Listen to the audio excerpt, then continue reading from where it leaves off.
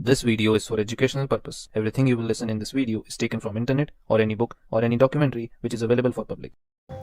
हमारे आज के न्यूज़ चैनल्स अपने शो की टीआरपी बढ़ाने के लिए क्या क्या नहीं करते। कभी डिबेट्स के बहाने लोगों को लड़वाते हैं, कभी प्रेजेंटर्स खुद ही जोर जोर से चिल्लाते हैं, कभी रिपोर्टर से सड़कों पर या स्टूडियो में उछल कूद करवाई जाती है। टीआरपी की होड़ में कुछ भी खबर बना के पेश करते हैं, फिर चाहे वो खबर फेक ही क्यों ना हो। हर चैनल नंबर 1 बनना चाहता है। यही वजह है कि आज न्यूज़ चैनल संजीदा खबरें देने की बजाय एक सर्कस बनते जा रहे हैं। क्राइम स्टोरीज से जुड़े कई रियलिटी शोज़ भी चलाए जाते हैं जो रियल फुटेज के साथ सनसनीखेज खबरें पेश करते हैं। टीआरपी की होड़ से जुड़ी कुछ ऐसी ही है हमारी आज की कहानी, जिसमें एक क्राइम शो का प्रेजेंटर अपने शो की गिरती टीआरपी और पॉपुलैरिटी को बढ़ाने के लिए खुद ही क्राइम करने लगा, ताकि वो अपने किए हुए क्राइम की एक्सक्लूसिव स्टोरी बनाकर सबसे पहले अपने चैनल पर दिखा सके। इसका नतीजा ये हुआ कि उसका शो अपने टाइम का सबसे ज़्यादा देखे जाने वाला मोस्ट पॉपुलर टीवी शो बन गया था।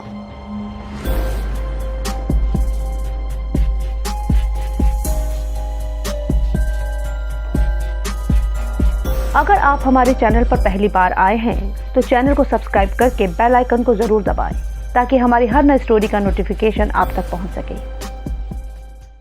आज की हमारी कहानी है वालेस सूजा की। वालेस सूजा का जन्म 12 अगस्त 1958 को ब्राज़ील के अमेज़न स्टेट्स के मनोस शहर में हुआ था। उसने बिजनेस स्टडीज़ के साथ साथ स्टडी ऑफ ह्यूमन बिहेवियर में भी डिग्री ली थी। वो शादीशुदा था और उसके 4 बच्चे थे। पढ़ाई ख़त्म होने के बाद उसने पुलिस फोर्स ज्वाइन किया। 1979 में सूजा एक पुलिस ऑफिसर बन गया।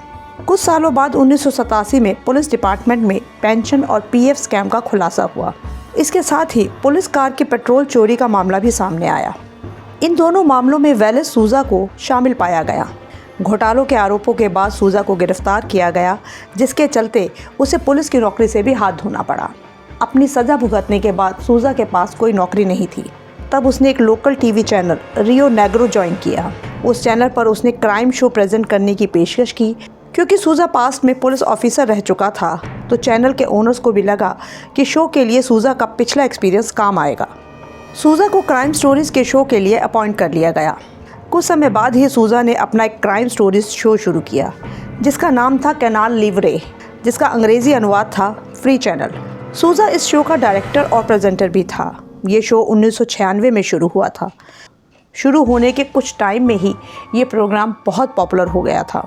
इस कार्यक्रम को ऐसे पेश किया गया कि ये क्राइम, करप्शन और इनजस्टिस से लड़ने के मकसद से बनाया गया है, जिसमें जर्नलिस्ट अपनी जान पर खेलकर इन विषयों पर रियल न्यूज़ लाते हैं।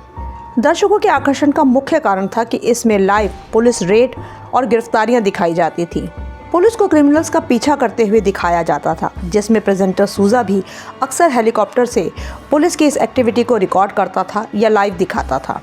कई बार शो में किसी क्रिमिनल या गैंगस्टर का इंटरव्यू भी आता था। इस बातचीत को ऐसे पेश किया जाता था जैसे वो क्रिमिनल सिर्फ इसी चैनल के रिपोर्टर से बात करने को राज़ी हुआ है। ऐसे क्रिमिनल तक पहुंचने के लिए सूजा का पुराना पुलिस ऑफिसर का इतिहास काम आ रहा था। इसी तरह की लाइव फुटेज की वजह से ही ये शो कुछ ही समय में बहुत पॉपुलर हो गया। इस शो की वजह से वालेस सूजा भी घर घर की पसंद बन चुका था। एक टीवी प्रेजेंटर के रूप में सूजा की छवि जनता के रक्षक की बन गई थी। ये शो उस समय मैनोस का सबसे लोकप्रिय शो था। इसी पॉपुलैरिटी की वजह से सूजा को 1998 में पहली बार लिबरल पार्टी द्वारा चुना गया। इसके बाद उसने लगातार 3 बार अमेज़न विधानसभा के लिए एमएलए का चुनाव जीता। 2 बार तो उसे रिकॉर्ड ओपनिंग से ये जीत मिली। सूजा का पॉलिटिकल कैरियर अच्छा चल रहा था।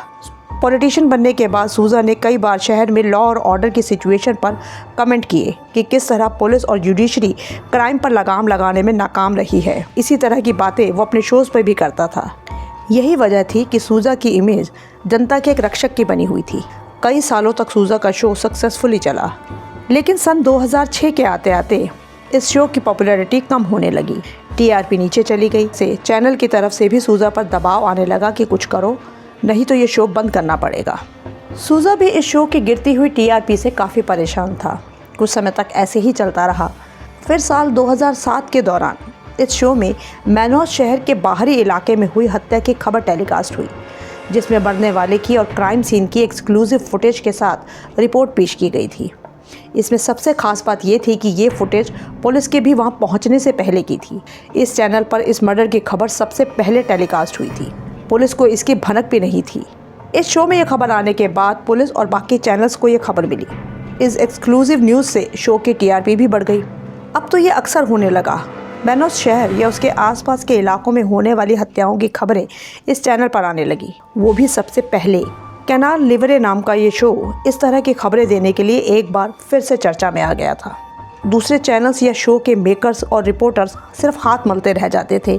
किसी को समझ नहीं आ रहा था कि इस शो पर ये खबरें सबसे पहले कौन से सोर्स से आती हैं। जब तक दूसरे चैनल्स पर ये खबरें पहुंचती, तब तक सूजा के शो में रियल फुटेज के साथ ये खबर चल चुकी होती थी। इसमें खास बात ये थी कि इस चैनल पर मर्डर सीन की लाइव फुटेज पूरी डिटेल के साथ टेलीकास्ट होती थी, जबकि पुलिस भी क्राइम सीन पर बाद में पहुंचती थी। अब एक एक करके कई मर्डर्स हुए। पूरी खबर पूरी डिटेल के साथ इस चैनल पर सबसे पहले टेलीकास्ट हुई। शो की पॉपुलैरिटी फिर से बढ़ने लगी, जिसका फ़ायदा सूजा को भी हो रहा था। आखिर वो शो का डायरेक्टर और होस्ट दोनों ही था। मर्डर के साथ वहाँ फैले ड्रग माफिया पर भी खबरें होती थीं। उनके इंटरव्यूज़ होते थे। अपनी प्रेजेंटेशन में सूजा लगातार अपराधियों को फांसी की सज़ा की मांग करता रहा। वो ड्रग्स और मर्डर्स के चलते पुलिस की नाकामी पर भी सवाल उठाता था। खून खराबे से भरे इस शो में मर्डर के रियल फुटेज के साथ पीड़ितों के इंटरव्यू भी होते थे, जिससे लोगों की सिंपैथी भी बटोरी जाती थी। अब तो ये लगातार होने लगा।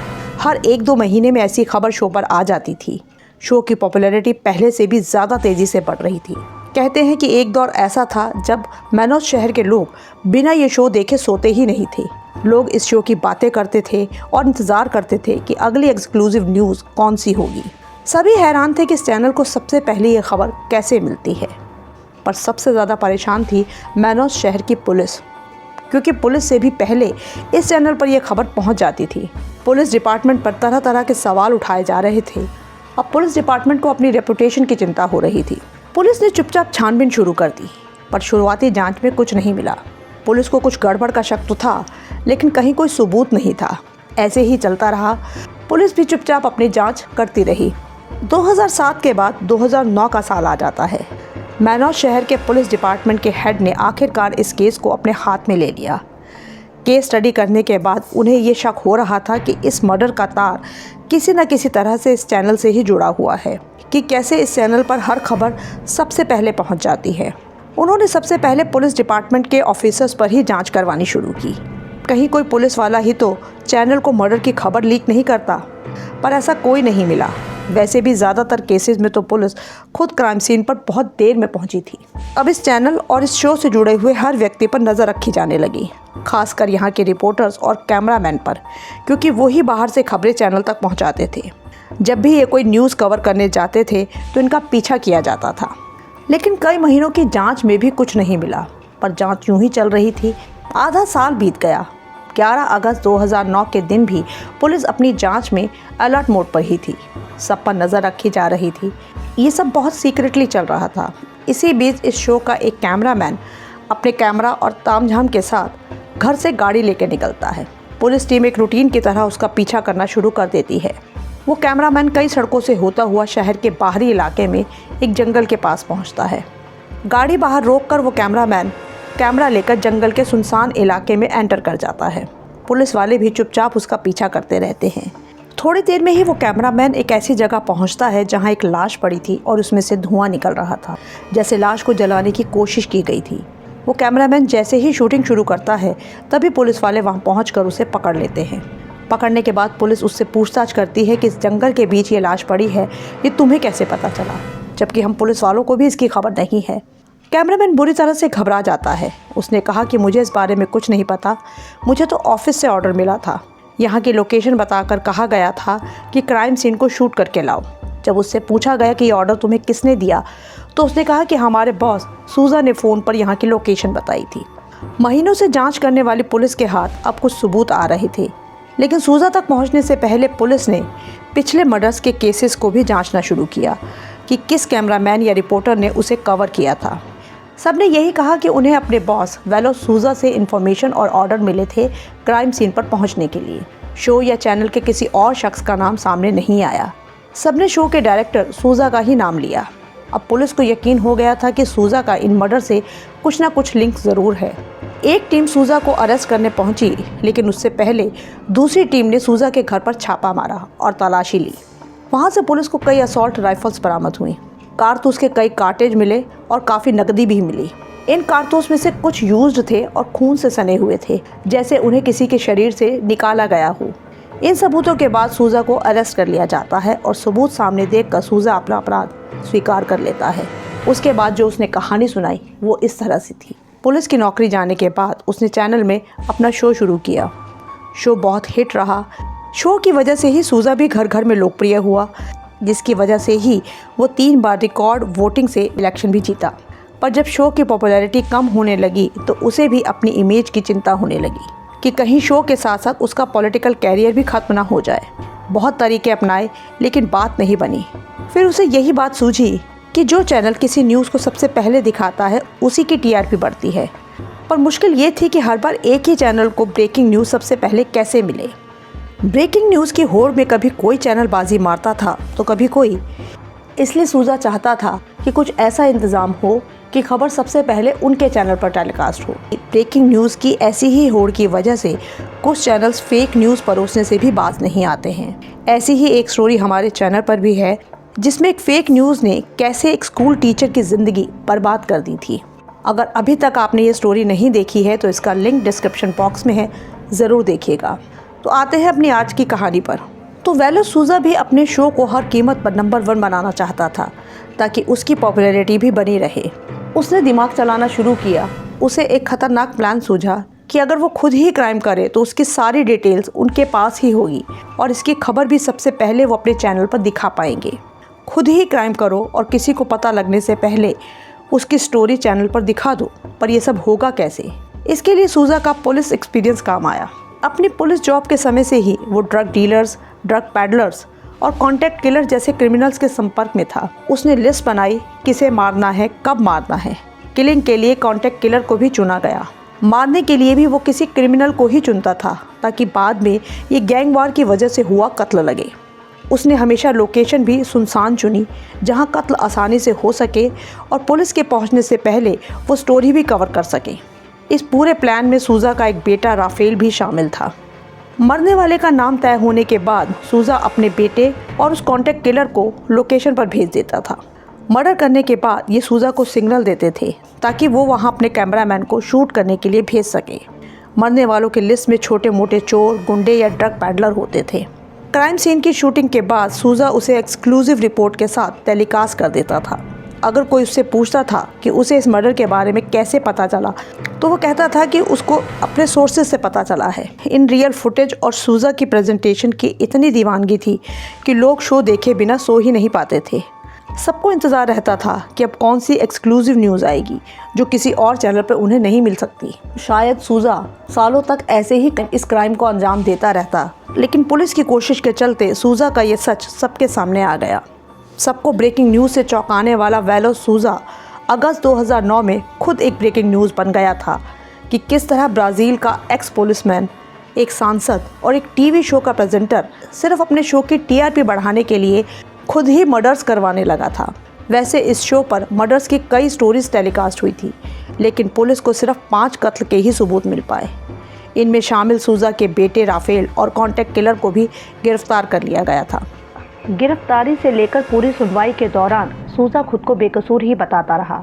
उसका कहना था क्योंकि उसका शो समाज में फैले अपराध, ड्रग डीलर्स और पुलिस की नीतियों के खिलाफ है, इसलिए कुछ लोग उससे नाराज़ हैं और उसे फंसाया जा रहा है। अक्टूबर 2009 में सूजा पर हत्या, नशीली दवाओं की तस्करी, गवाहों को डराने धमकाने और अवैध हथियार रखने का आरोप लगाया गया।